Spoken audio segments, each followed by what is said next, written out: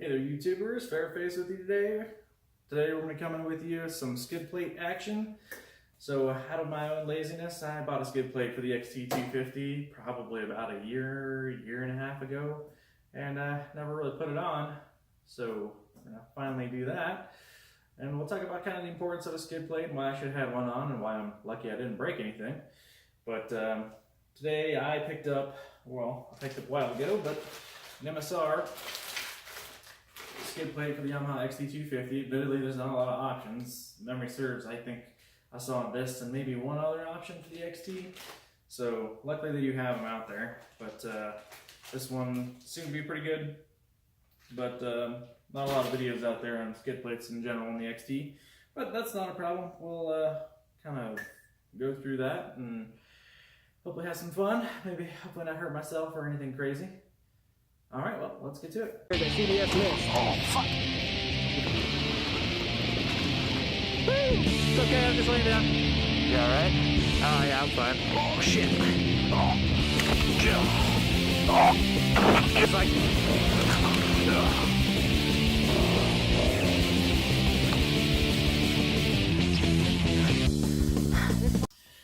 Alright, there you have it. There's the bottom of the XT250. If you own one, well, you definitely probably should know what it looks like from doing some oil changes, I guess. But there should be. Not super clean. But, dirt bike's supposed to be dirty, right? But you can also see that the underside of the XT is pretty exposed. Yamaha doesn't put any sort of skid plate in the middle or any attempt at one at all. Oh, your frame is completely exposed on the XT. And, well, that's not fantastic. You can easily break stuff. And with the XTs having a softer suspension, you tend to bottom out easier on this bike, even a lighter rider. Myself, I weigh about 160 pounds, so I'm no hefty guy, but I can bottom this bike out pretty easily. And going over obstacles, it doesn't have as much ground clearance as well, so you will hit the bottom of the XT more so than you would, say, my DRZ 400. And when it comes to hitting rocks here in Colorado and stuff, it does become unnerving where you don't want to break anything on a bike. Because one, you don't want to be stranded, two, you don't want to fix it. So we are going to put a plate on. The plate is going to cover the middle as well as the sides, so you'll have a little bit of action here to cover, your engine cases on either side. And that's really what's going to count the most in a lot of ways. That'll save you from breaking things a lot of times. And the beauty of the XT, one thing I've always loved about it is there's not a lot to break on the XT. There really truthfully isn't. There's no radiators, there's no anything. So really your only things that you can break are these cases and the engine itself. And I think it's best practice to try and keep that from happening as much as we can. Alright, so we'll get started here. And another good point, I guess, before I start is that the XT skid plate's beautiful. It has no clamps, so it literally bolts right up into these bolts that are already on the frame of the XT, and that makes for easy mounting. So that shouldn't really be hard. It should be honestly 4 bolts and we're done. Big boys and girls always carry a pocket knife to open your lovely little bag here.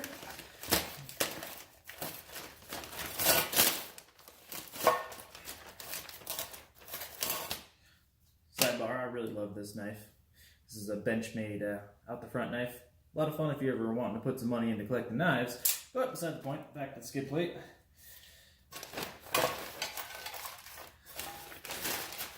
So you pull this out of here and you get this nice little thing taped on here in no directions that says, this plate, let's see if I can, maybe. This skid plate mounts directly to the stock holes on the motorcycle. And I can read the rest. It does not require clamps. So yeah, clamps kind of suck if you've never had to deal with those. So luckily we don't. Get that handy dandy knife of mine again. So I know, working on motorcycles as a whole is always like one of those daunting tasks. Never cut towards yourself like that. Like I do as I say, don't do as I do, I guess. working on motorcycles, especially, the XT is a great way as a cheap bike to get into motorcycles. And what I found with my oil videos that a lot of people, for the simplest thing, for a lot of us that have done it for years and years, is hard or intimidating to new riders and people that are new to the community. And there's nothing wrong with that, no shame in that. But something as simple as putting a skid plate on, you might not ever do it. It's just simply because you don't feel like you can, or it's too hard, or something along those lines. But I guarantee you, 4 bolts shouldn't be too difficult. All right. So, fun fact here: these, I did not know this initially, are star pattern bolts. Hopefully we can see that there. But I personally hate star pattern bolts. But if you're not gonna have a star pattern thing, and when it comes to tools, pretty much anything you ever will need is at Harbor Freight for a relatively inexpensive cost. So can't say I ever really consider that to be a problem. Another thing about skid plates that maybe sometimes becomes an issue is that skid plates can resonate a lot of noise. It can resonate a lot of noise from the engine of the bike. Now, I don't do it every time I put a skid plate on, or have put a skid plate on. But if it does make a lot of noise, I generally will put some foam on the back side here. So, generalization here is you get some of that lovely craft foam at like Michael's, or sure Walmart even sells it.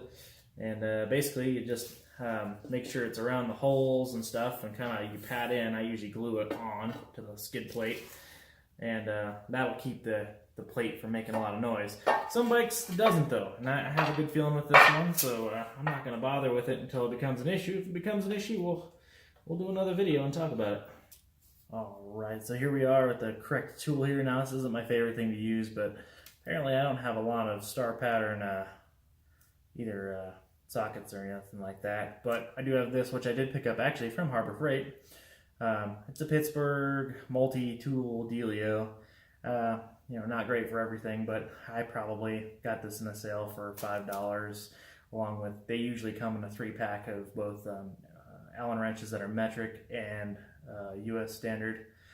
And for this MSR skid plate, should you want to know to buy out the exact tool that you need, it is a T30.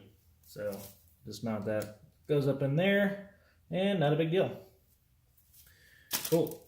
All right, well, usually the hardest part of this is just holding the plate up by yourself. All right, there she be. Sorry, my phone decided that she wasn't going to record the last little bit here of me actually putting the plate on. So I guess I was talking to myself for the past 10 minutes. But literally, anybody can do this. This took me 10 minutes, and wasn't hard at all. You can see there's the 4 bolts. Super easy. You just line them up, screw them in, tighten them down, you're good to go. Anybody can do this, and seriously, even if you're the most challenged person ever mechanically, and I always kind of grew up that way with my father. The rest of my brothers and everybody were really good at it, and I was the slow learner. And even I got it on there in probably about 10 minutes once I got started, so yeah. I think it looks good, protects the sides of the motor pretty well. So I think, if it'll focus here, you get good protection where you're, I assume this is probably the oil pump up front here, and this mostly the case on the sides, which you're trying to keep from hitting. And you can clearly see last time I was out, I kind of scraped her up, and I scared myself a little bit around here. I try not to do that too often, but yeah. Other side we'll just kind of peek at. There she is. Nothing special. Looks decent. And it'll be a lot of fun testing it out tomorrow. Well, appreciate you guys stopping by for a quick little video on a skid plate. Nothing special, but hey, there's a lot of good advice to new riders out there, and there's not a lot of options for skid plates or a lot of accessories for the XT250 in general. So do my best to find them and put them back together. And yeah, well, hope you guys have a good one.